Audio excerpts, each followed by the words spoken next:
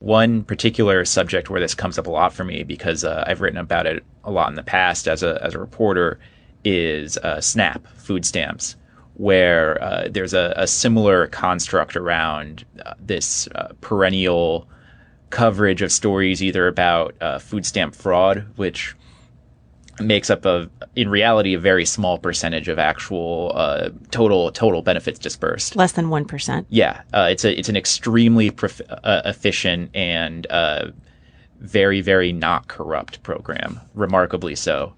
But when there's a story of fraud, because it fits into a certain narrative, and also because reporters, for obvious reasons, are addicted to novelty, then it becomes a story. And then the other thing is the constant policing of the consumer habits of people on SNAP. You see this in SNAP, SSDI, a number of other benefits programs that receive any sort of media coverage, where the myth of the deserving and the undeserving poor is just such a powerful legend. So if you see people making bad choices with the benefits they receive, or doing something to indicate that maybe in some karmic way they don't deserve those benefits, that's a really incredibly powerful narrative that you can retrofit to suit a number of actual factual landscapes, depending on what they are. We saw sort of a feeding frenzy, no pun intended, around SNAP earlier this year when the New York Times ran a front page piece, that was all about what's in the grocery cart of a household helped by food assistance. And it was a big picture of lots of soda bottles, and oh my God, they're spending it all on sugary beverages. Of course, that wasn't actually true. That was the headline and the lead, but it was actually belied by the study from the U.S. Department of Agriculture that the New York Times was purporting to cover, but a great example of exactly what you're describing. Right.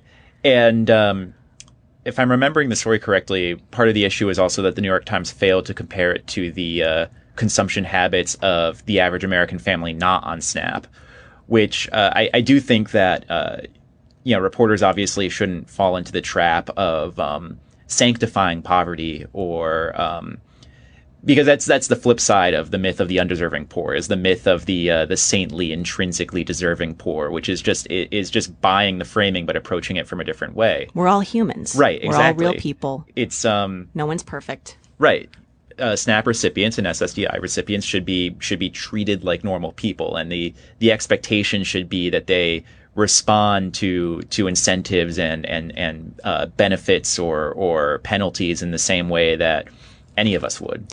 The same is very much true specifically with respect to reporting on people with disabilities. And that's not just specifically about Social Security disability benefits, but there's a whole kind of ongoing discussion within the disability world and the journalism criticism world about disability porn. It's sort of this sympathetic, oh my God, patronizing, let's feel really bad for these people kind of spin that paints them as not even humans, but as objects deserving of our pity or our charity, but not as people who have complex lives and who deserve to be speaking about their own situations in their own right. Right. And I think that's part of the subtext with some of the SSDI coverage, where they say, oh, this person has depression, or this person has chronic pain. Do they really qualify for SSDI? It's basically the subtext is this question of whether or not they deserve the special category of moral person we assign to people who we decide are really, quote unquote, disabled.